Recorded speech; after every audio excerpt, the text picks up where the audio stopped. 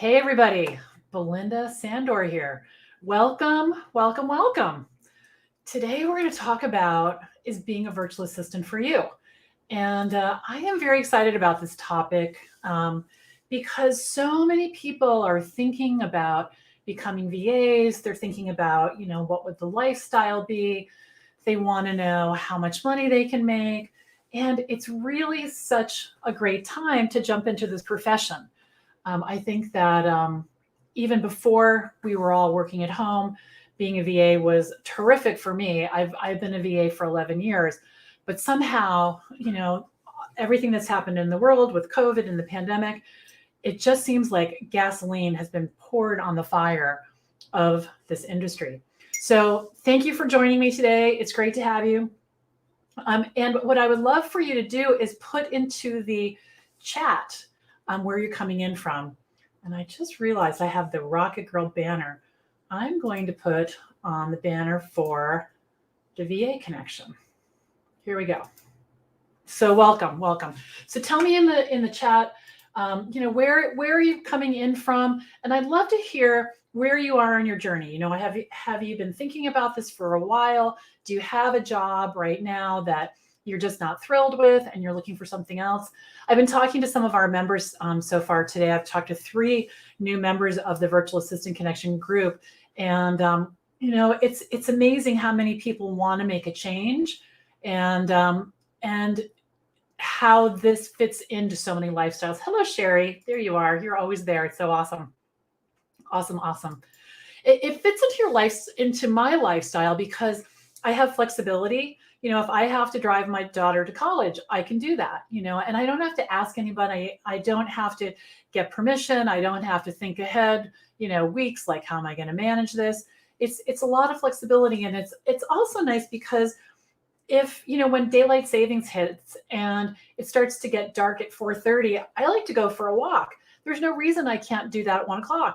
I just have to schedule it. So it's in the plan for the day and I do my work around it. But it is a nice way to make a living, be in charge of how my day goes and work with some amazing people. So today what we're going to talk about are all the things that have to do with being a VA. We're going to talk about how much money you can make. We're going to talk about everything, and I'm going to answer all your questions. So please put your questions in the chat. So let's dive in. For those of you who don't know me, I have been a full-time VA for 11 years. My business is called Rocket Girl Solutions. And here is me with my little delicious daughter, Emily, just as I was starting my business. And my life did not look anything like it looks now. In fact, I went through quite a little journey to get to where I am. I had a ton of debt. I had lots of credit card debt. I hadn't been able to pay the mortgage for over a year. Lots of stress. I was a newly single mom, so I'm trying to navigate, okay, so how am I going to be a mom and make a living? And at the same time, I didn't have a job.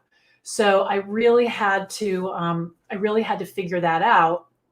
And I had to figure out what I was going to do that was going to be different from what I'd done in the past, because my corporate career of 17 years was always, working till 6, 7, 8 o'clock at night in jobs that were just not viable for a mom. Just wasn't going to work. And so I had to figure that out and kind of invent myself. And I had to move. What is it? 3 times in 4 years I moved before I landed where I am now. And that's a lot of stress too. Not only the emotional part of touching everything you own, 3 times, but just, the upheaval and trying to get settled and, looking for the right school for Emily and, all that comes with that. And then there was just struggle everywhere. Everywhere I looked, it was trying to figure out, how am I going to do this? How am I going to do that? How am I going to make money? How am I ever going to handle this debt? How am I going to do any of those things? And so I want to tell you a little bit about what I decided to do. And I'm going to answer your question, Bree. So thank you for asking it. So how long did it take to make a regular income to replace my full-time job? So so here's what I did, and then I'll tell you how that all unfolded. So I decided I wanted to do admin work. I started to temp, and for those of you who are not from here or haven't heard of that, I worked for it's called temporary agency, and what they do is they place people in corporate jobs temporarily, and you get paid by the hour. What I noticed is that the people who were working at the temp agencies were paying maybe $40 an hour for me, but I'm getting 25. So I noticed two things. One, I can't survive on that. Two, people are willing to pay more than I'm actually getting paid. So I need to go direct. I need to go direct to the people who need the work. So I started to, after temping for a little bit, got my sea legs. I felt like, okay, I can handle this. I had been an admin, back in my 20s, and I knew how that worked. I could type, things like that. And the rest I thought I'll figure out as I go. So I started telling everybody I knew. And the first client I got was at the school bus stop. So I'm standing there in the morning, waiting for the bus to come to bring Emily to school with the dads who were bringing, the kids in the morning. And what happened was, they said, "What's new?" And I said, "Oh, I decided to start my own business. I'm going to, help people with admin work." And the dad that was there just looked at me and he was like, "Oh my gosh, we need to talk because I started a business a couple of weeks ago. I am drowning in all the details. My wife is begging me to hire someone. I would love to talk to you to see if you could help me." And so right there at the school bus stop, I have my first client.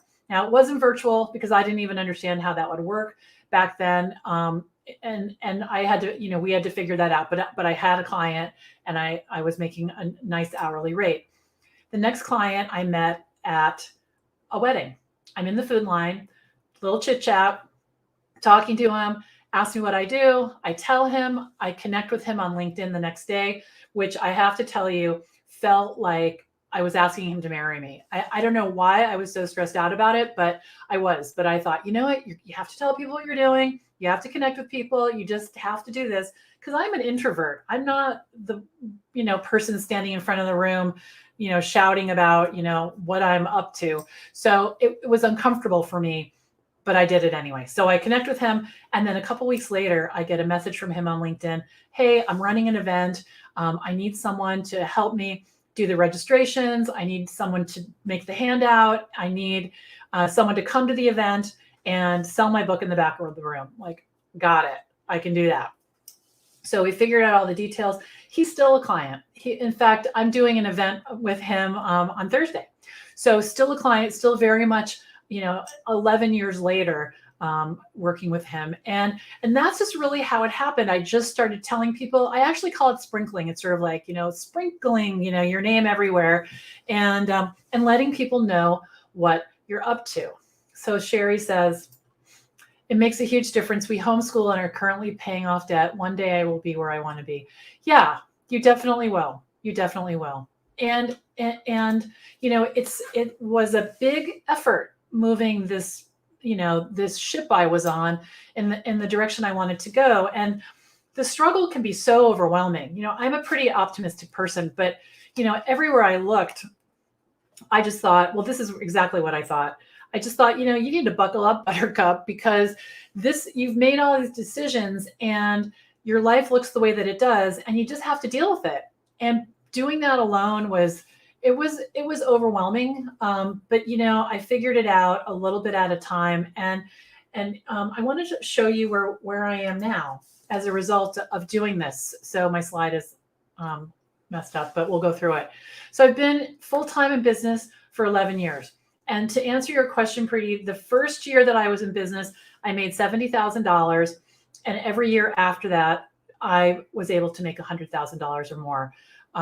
And so that really, and now keep in mind, I'm telling everybody I know, I'm doing a lot of, networking and things like that. But most of it really from my house, because I've got this, beautiful daughter that I want to spend time with, and I can't leave alone at night and during after school and stuff. So I'm really doing most of it from my desk because so much of it was virtually done back then. I've worked with over 225 clients.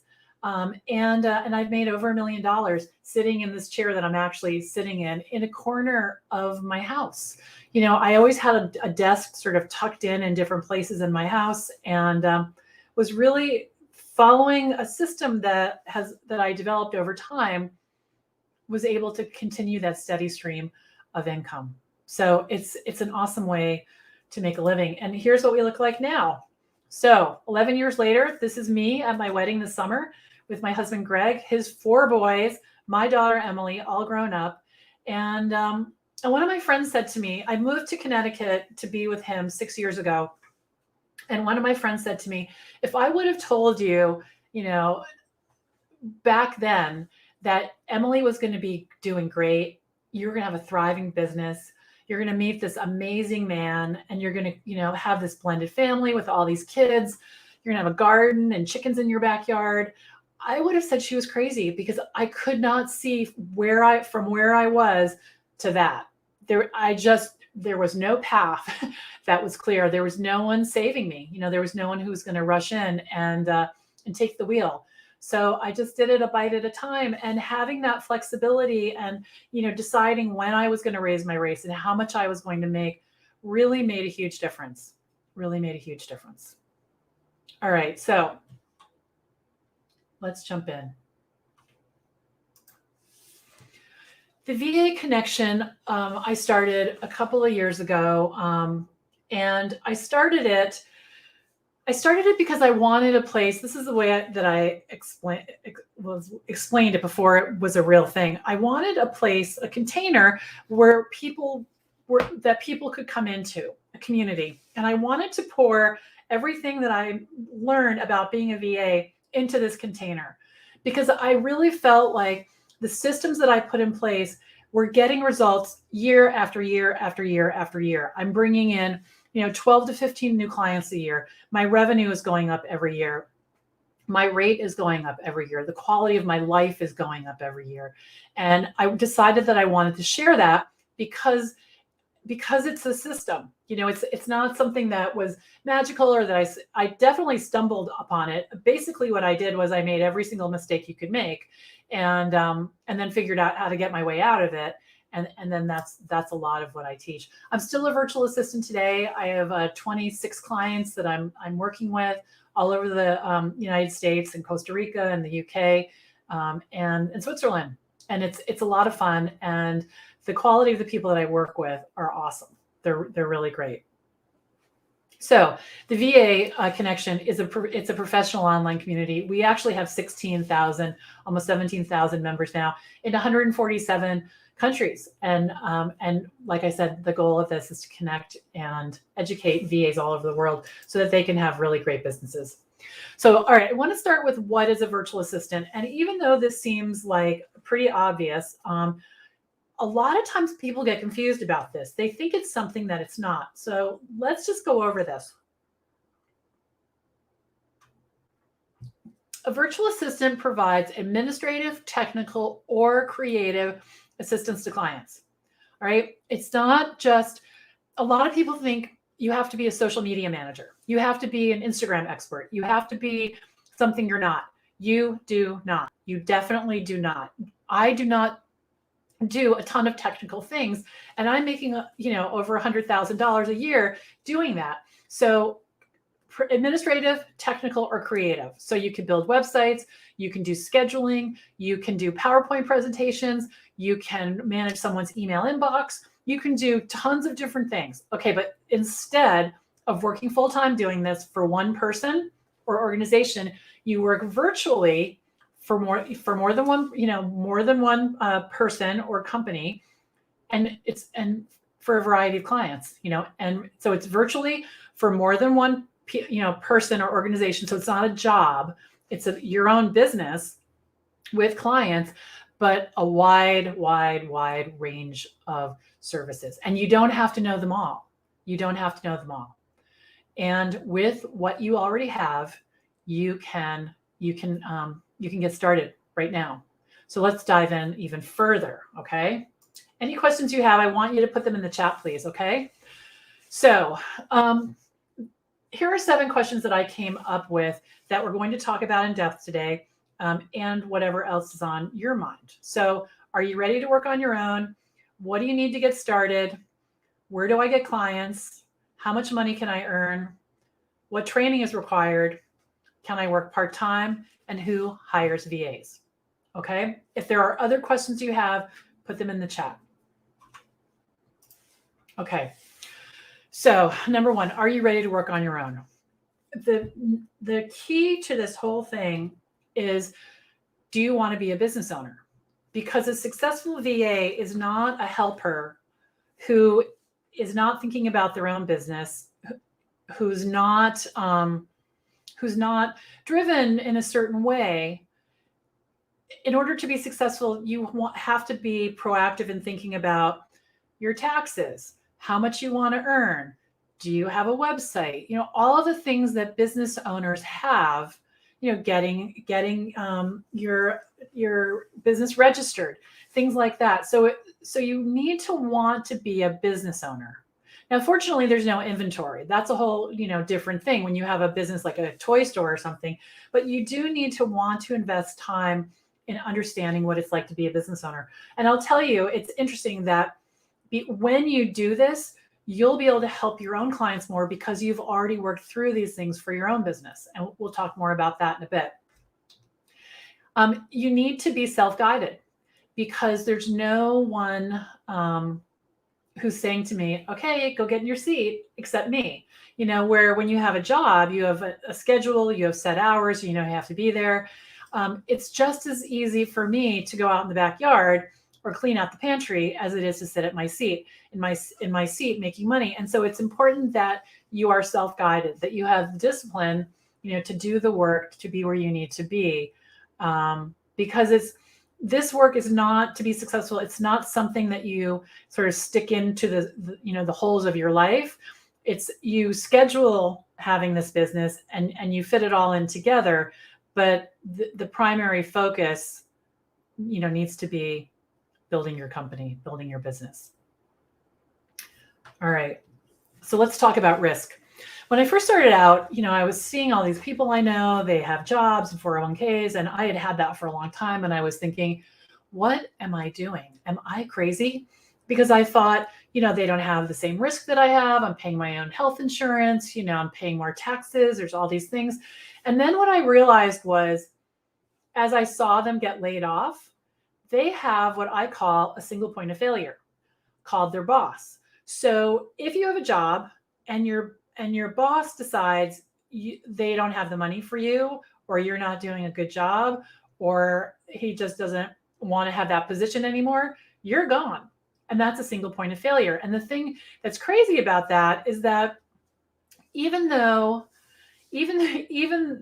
I have the risk of having my own business, I have so many clients that really, and I know how to get more clients. So if I were to lose 10 of them tomorrow, that would not be my happiest day, but I could recover from that. I know what to do. And that's the thing. So, where other people lose their jobs, they don't know what to do. They have to go look for another job. I just keep going. And there's also, flexibility in location. I moved here, 250 miles away from where I was living before. I missed a day of work, and I just sat down and kept going. So the risk is interesting, and you might need to look at it in a different way. And at first it's very scary because you're self-reliant, and then it's just amazing because you're self-reliant, just amazing. So tell me how that's landing for you. Okay. What do I need to get started?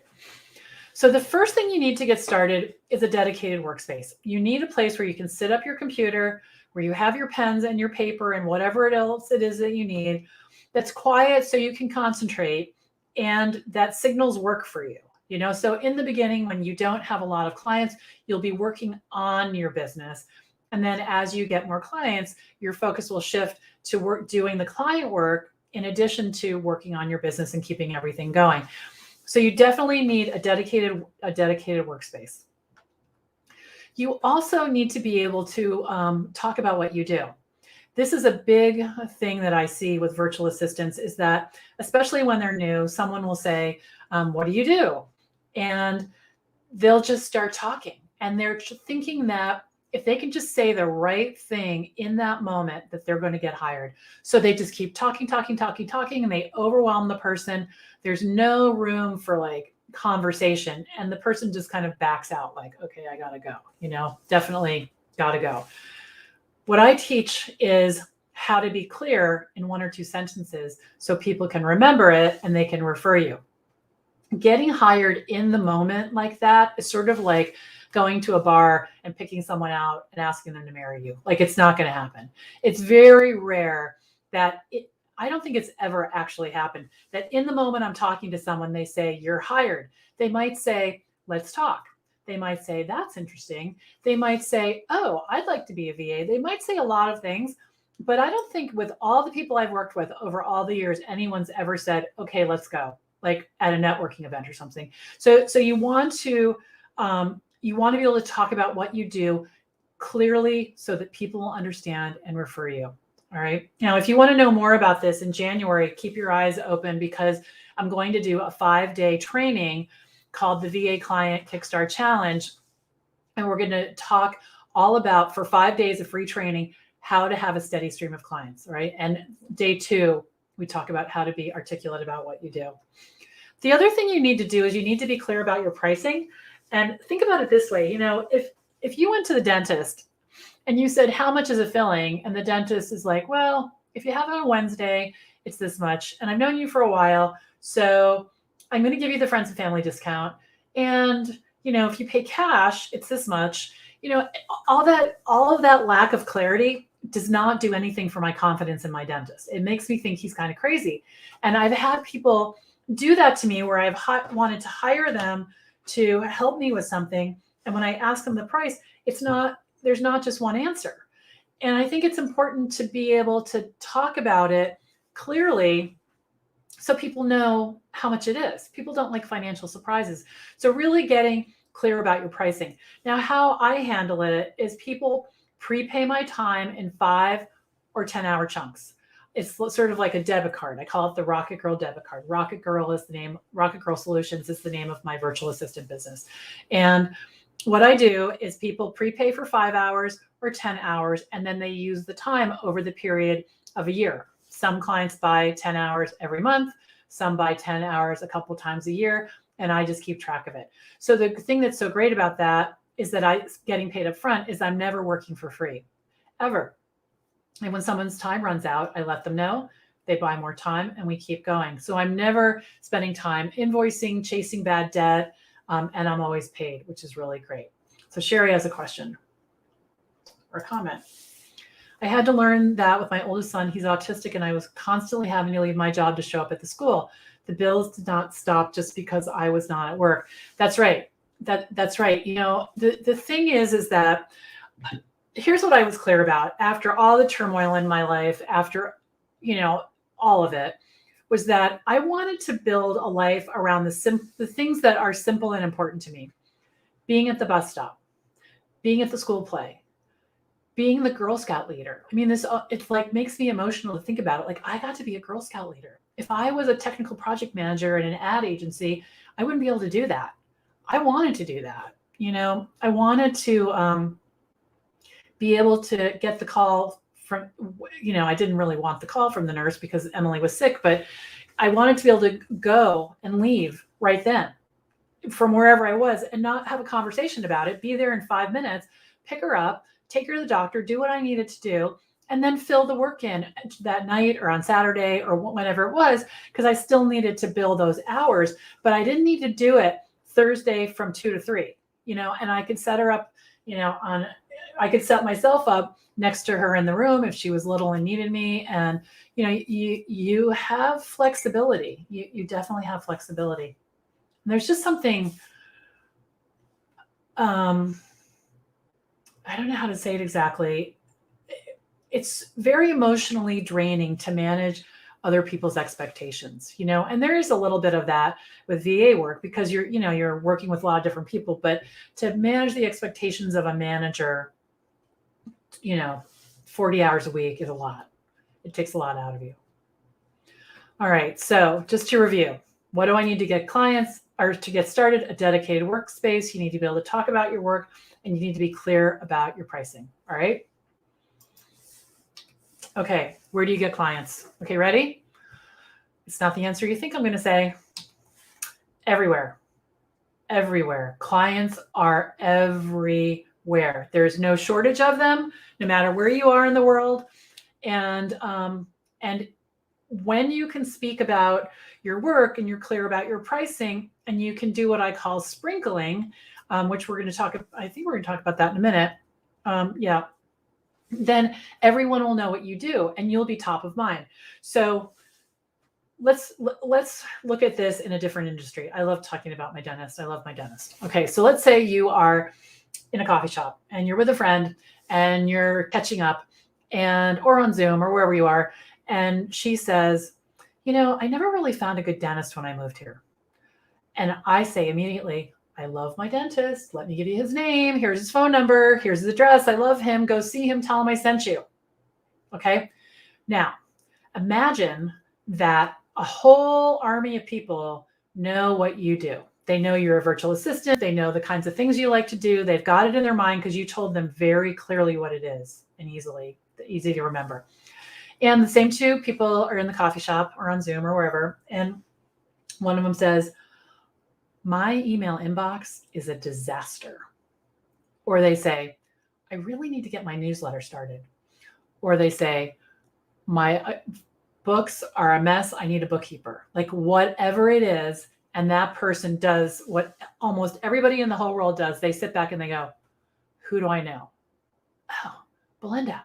Belinda knows how to do that. Here's her number. Here's her website. Here's her name, whatever. And then people will come to you. So people have asked me, and this surprised me when I first realized this. I don't find clients. Clients find me. Today at 4:00, I believe, I have a meeting with a woman, and she got to me from a friend. She put herself on my calendar because at the bottom of every page of my website, it says, book a free 30-minute consult to talk about your business. We're going to talk about whether or not we're a good fit. This is the third one I've had this month. I don't know her. I know the person she knows. I stayed in touch with, a crazy amount of people so that everybody knows what I'm doing. And I have a very specific way of doing that. But by spreading the word, I do that with the newsletter. I do it a little on social media. I check in with people, emails. But nothing that's hard to do. So here somebody says, hey girl, I don't know who it is. So there's something in the link above, if you're on Facebook, where you can click and then authorize Facebook to give your name. It's Amanda. Oh wait, hold on. I'd taken my calendar off my site, but now I'm thinking I need to put it back on. I need more clients. I was like, I need to sprinkle. Yeah. Hello, Amanda. Yeah, you need to sprinkle. So put your calendar back on. And if it's disruptive, figure out what the disruption is. Like it's hard for you to talk. It's hard for you to talk on Monday mornings. Okay. Don't make, oh, my little girl is, she's in Berlin right now. And I don't know what happened, but she was at a concert and they're not going to let her in. So I will find her. But see, here's even doing this flexible, right? So we'll find her. Lost my train of thought. Sorry. Shouldn't let my daughter texting me. Well, actually I should. I don't know why I just said that. I should, because that's more important, right? We all have kids. Amanda Her. Yes. Put your calendar. Hello, you. I miss you.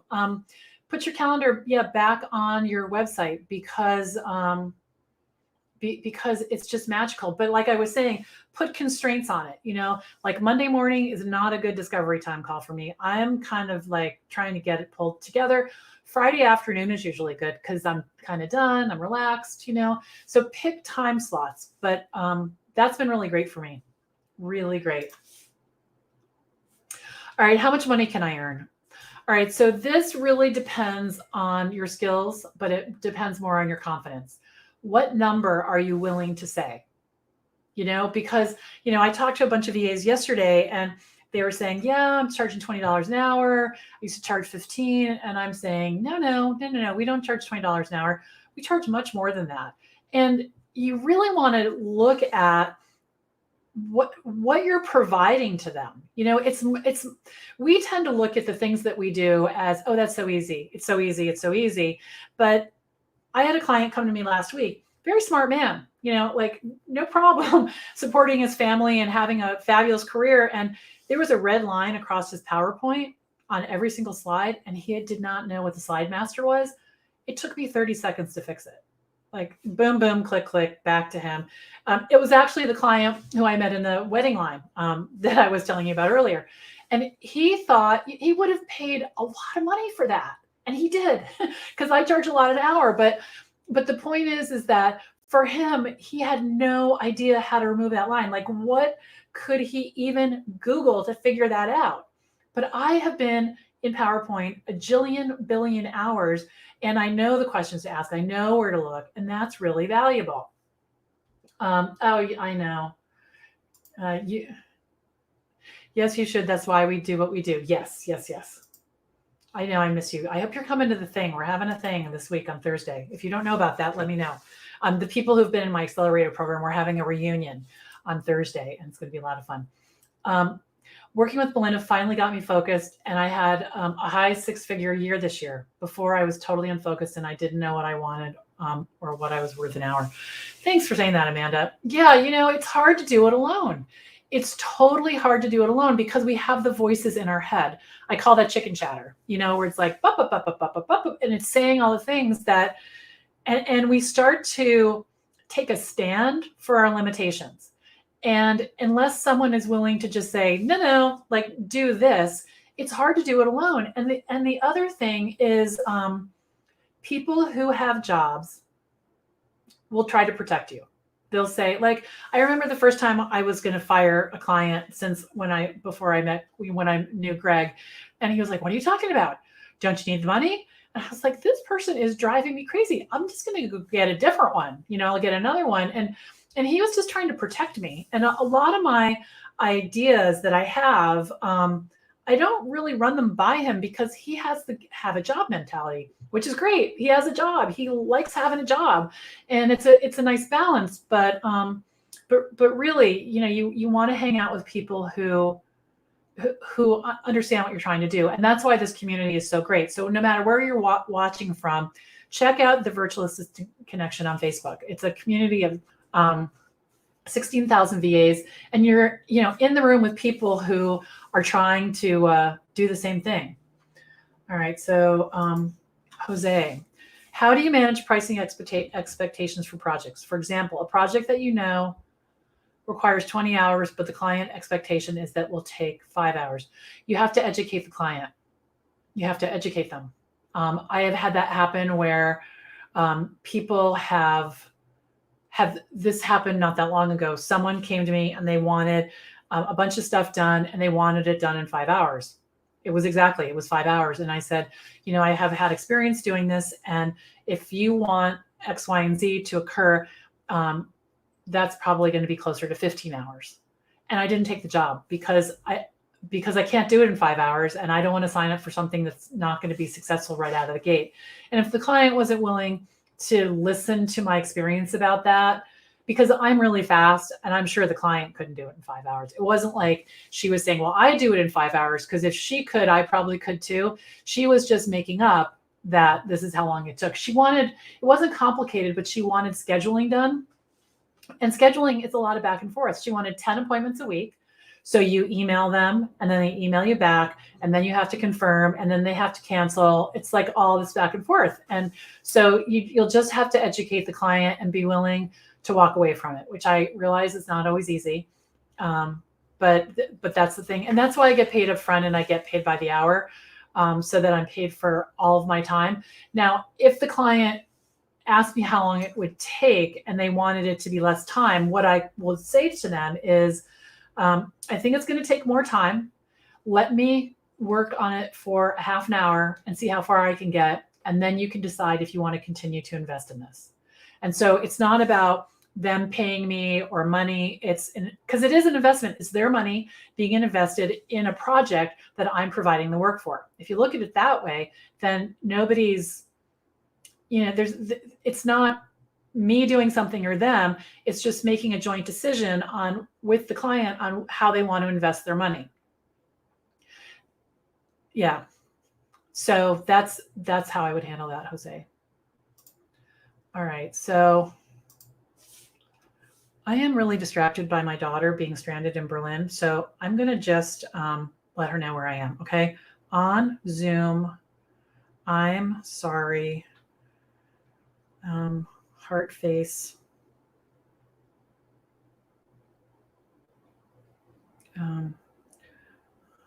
Find you soon. Okay. Sorry, you guys. But I just can't stop thinking about her and thinking I'm not answering her. Okay. Okay. All right. So let me tell you my story about making money. When I first started out, I charged $50 an hour. I charged $50 an hour because nobody told me I couldn't. I didn't know that people were working for $20 an hour. I had no idea because I didn't know anyone who was doing what I was doing. And I charged $50 an hour because in corporate, I made $100,000 a year. And I figured my brain is my brain and people are paying me about $50 an hour for my brain. A little bit more, but okay, $50 an hour. And the truth is that that's right. At that time, that's where I was. I was a problem solver. I was a figure it out person. I was a hold on to it till it's done person. I'm accountable. And that's how much the marketplace had said to me they were willing to pay. So I went out at $50 an hour.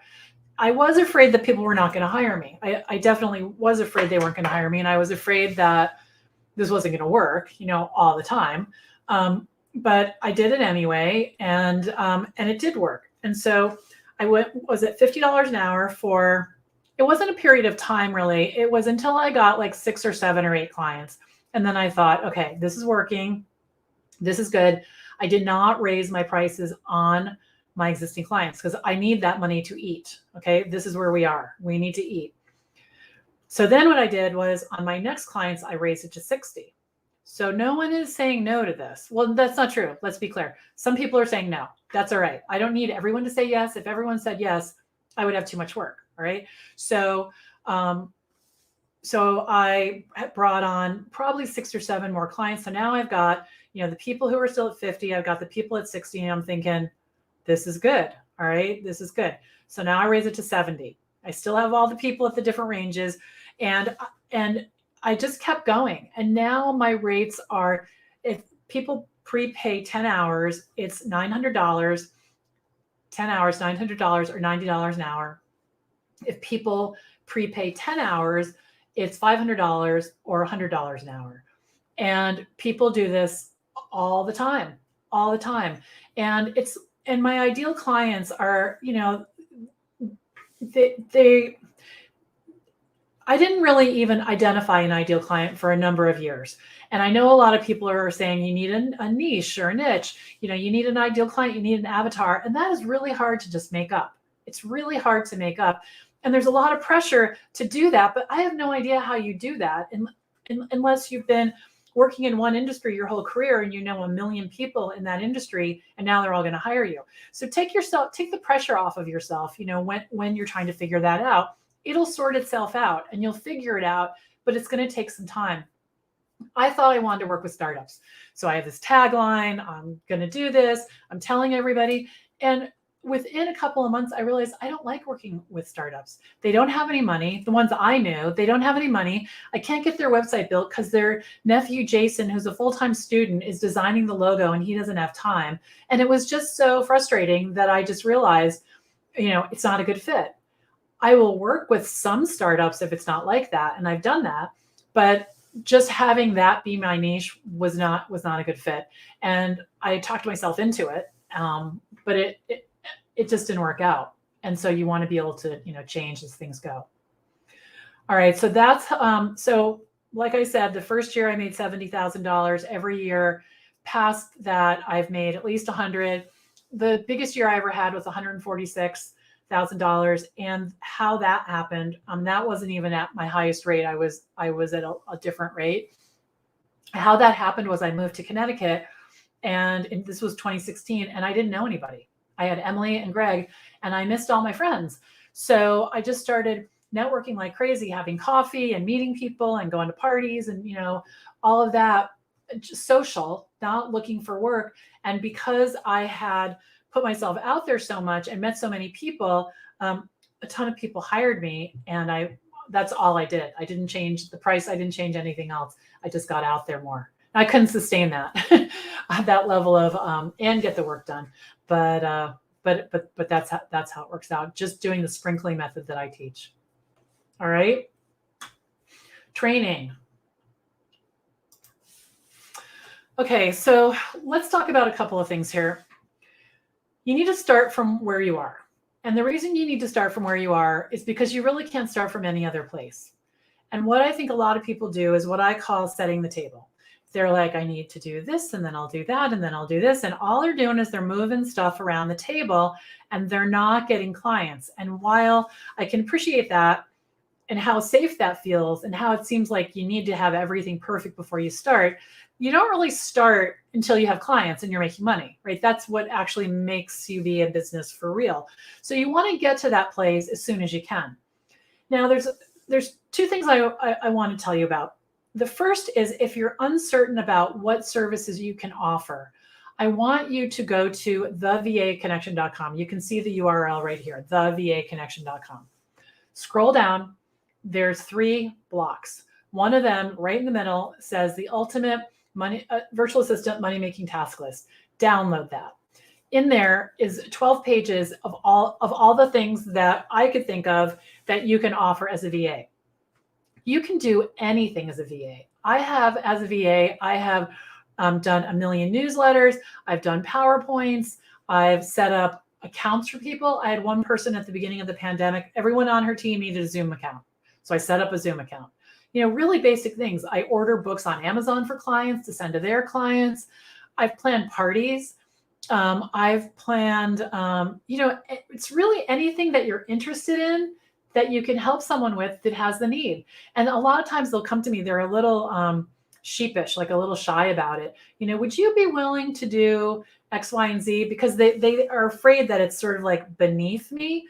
But I'll do data entry. Like, honestly, at the hourly rate I'm getting paid, unless I don't know how to do it or I really am not good at it, I do it because I enjoy it.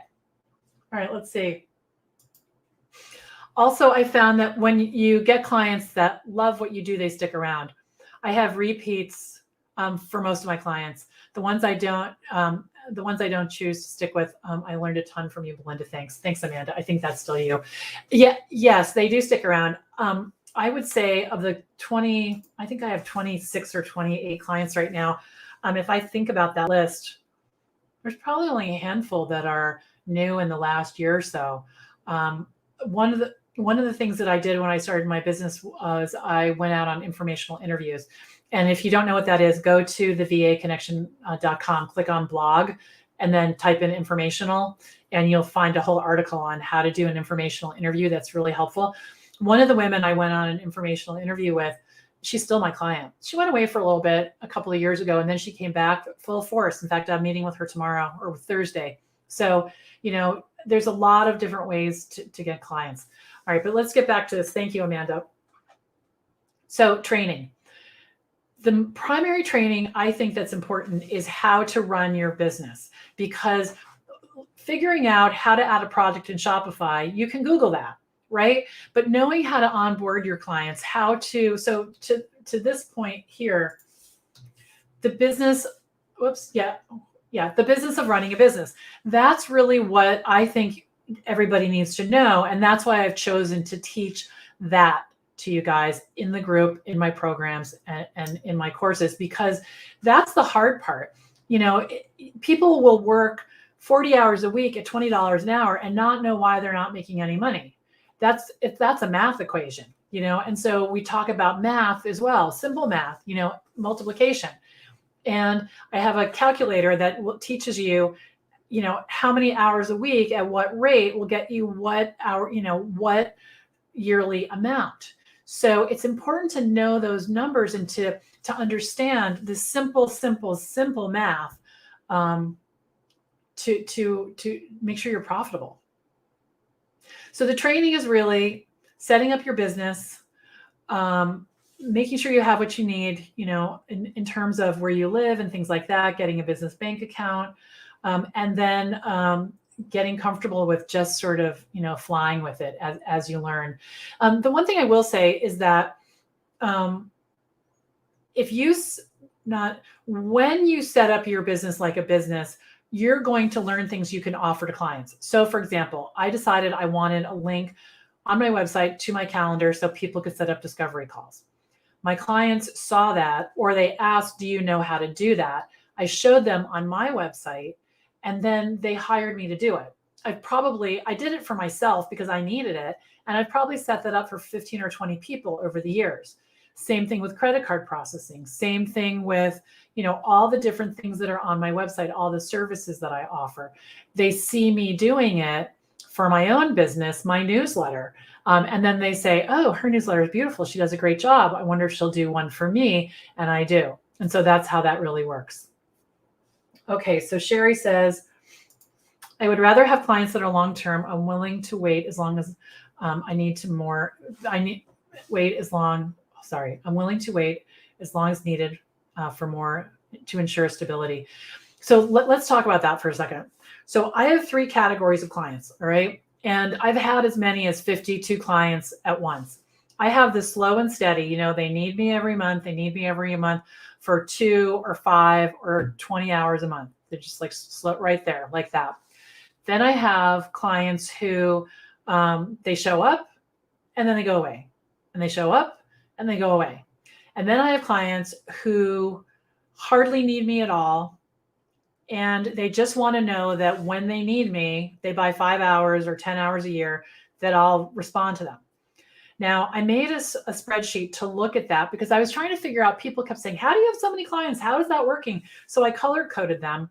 And what I realized was that the ones who I didn't feel like I was helping that much because they just sort of would show up and go away, that was $17,000 in one of my years. And then the ones who needed me, in bursts more frequently, that was like another like $25,000 or $27,000. And then the ones that were there all the time were about $50,000, or probably a little bit more. So you want to make sure that you let everybody play with you, because the workload fluctuates and the money fluctuates in a way that you might not be able to predict. So just keep that in mind.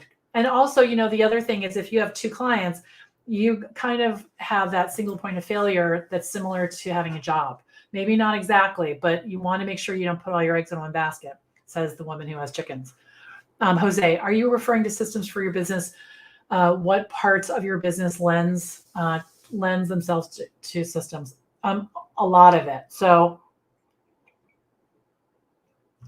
for example, when I onboard a new client, system could be checklist. It could be an SOP, standard operating procedure. It could be a lot of different things.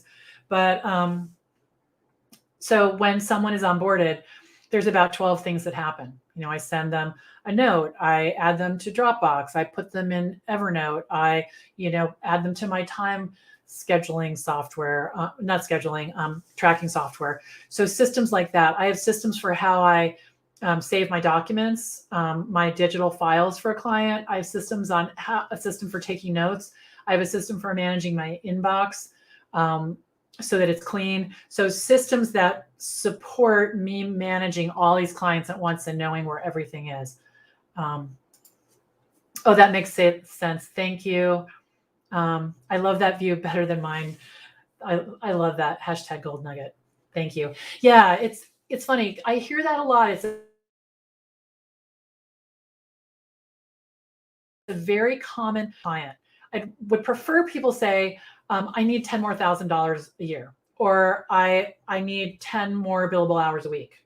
That's a lot easier, because you might get 2 people that give you 5 hours a week and you're golden, and if one of them goes away, now you just have to replace 5 where if you have two big clients, unless you know that they're in it for the long haul and you're their person, you have to be a little careful about that. Okay, great. All right, can I work part-time? Absolutely. Absolutely. I've been full-time mostly because I had, I needed to make a certain amount of money, and so I jumped in with both feet. The things that you want to keep in mind is the type of work. So I have one client who, it's as if I'm sitting outside of his door. And he will send me an email, and I'm at my desk all day, so I will answer him usually within 30 minutes, if not sooner. If I see it, I'll answer him right away. But I have other, so he would not be a good part-time work client because that's what he needs, and so he would not be a good fit. However, someone who wants their newsletter put into MailChimp, who like this client told me on Monday, I'm going to do it the week of Thanksgiving. When do you need to have it by for me to, publish on Friday? I said Tuesday. She said, great. So I'll do it Wednesday. We'll do the test. We'll schedule it for Friday on Wednesday. So no one's working on the holiday weekend. We have Thanksgiving in the US, and that's how that works. So that would be a client who, if you were part-time, that would work. That would totally work. So you have to think about that. You want to set the expectations. You really need to think about what they need and what you can provide. And I think sometimes we're a little bit more optimistic than we should be. So, if you want to, if someone comes to you and says, I need this tomorrow, and you can't do that by tomorrow, you'll need to manage that. Is Wednesday okay? Is it okay if I have, if I work on it at this time? So you never want to sort of leave them in the lurch. And then the other thing is you need a consistent schedule. And I think the client needs you to have that. And I think for your success, you need to have that. To know when you're working, know when you're not, have it in your calendar, because it's easy to be in the kitchen, on your phone, drinking tea, and all of a sudden you look up and it's 11 o'clock. In order to be as successful, you can decide that you're going to start working at 11, but you want to decide that ahead of time so that, you know what's going on in your business. Okay. All right. Who hires VAs? So many people hire VAs. So my clients have been small business owners, authors, financial planners, coaches, consultants, recruiters, real estate agents, and I've hired VAs in the past. At one point, I thought I wanted to have a VA agency. I decided that I did not. I would like doing the work myself, and so I stopped doing that. But VAs are, I think they're just in high demand, and so many people come to me not every day, but many times a week saying, I need a VA, I need a VA, I need a VA. So a lot of people need a VA for sure. All right, we have 5 more minutes before we close up for the day. So these are the questions that I answered. So tell me if you have any others that are on your mind that I didn't cover.